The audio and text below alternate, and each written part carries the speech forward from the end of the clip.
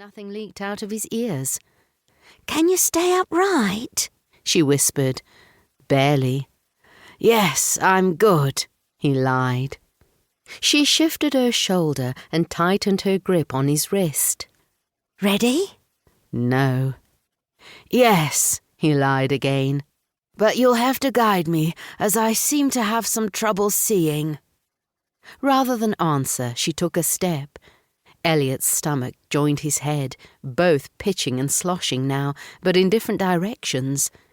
It reminded him of his unpleasant journey across the Channel on the way to France, a memory he could easily do without.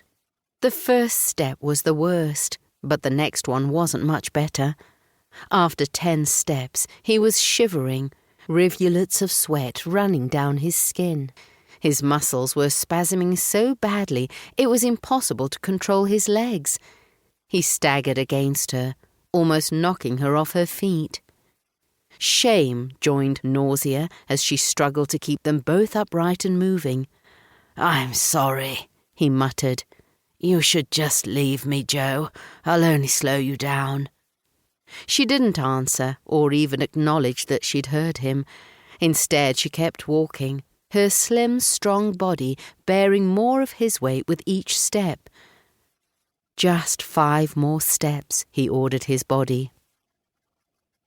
After 4 more steps, they paused so she could open a door. A body lay on the ground. Elliot noticed the worn bottom of boots first, and then the man they were connected to. It was one of his captors, the one who'd always smiled while beating him. He wasn't smiling now, at least not his mouth. Instead, he looked surprised, eyes wide and unseeing, the slash across his throat a gruesome red grin. Jo guided him over the man's body, saying only, "Lift your feet." He obeyed, eager to put the corpse behind him. He'd hated his tormentor, but he couldn't bring himself to rejoice at the sight of his mutilated body. "Almost there," Jo said.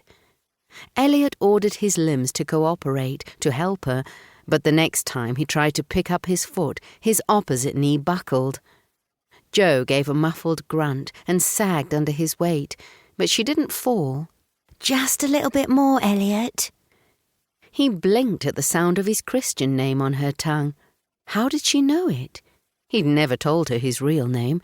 He'd told everyone at the fair to call him Smithy. Elliot was so intrigued by the mystery that he took a few steps without even realizing he was moving. 15 more steps to the door," she said. "You can do it, just 15. Elliot closed his eyes and counted in his head. 1, 2, 3, 4. Somewhere between 5 and 9, he must have lost consciousness. Her voice jolted him awake. "You have to hold on to me, Elliot. Only 4 more." 1, 2, 3, 4. He forced his eyes open when he noticed they were still walking. "That's 4. Why are we—" "I lied," Jo said. "Keep going, you can do it."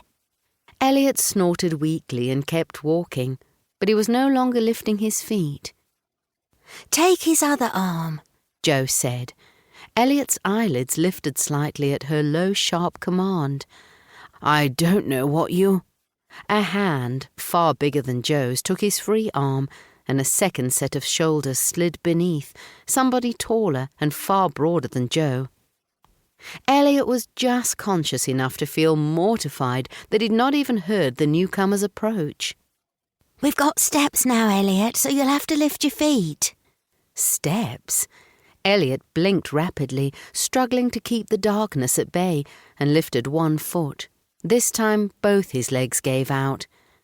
A male voice cursed in French and said, "Let him go, and I'll carry him, Blade." Burly arms shifted him, positioning Elliot's body as if he were a doll. He gave a hoarse yelp when his feet abruptly left the ground, and up suddenly became down.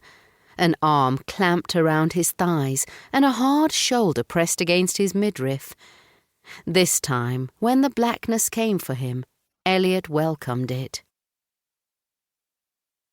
Chapter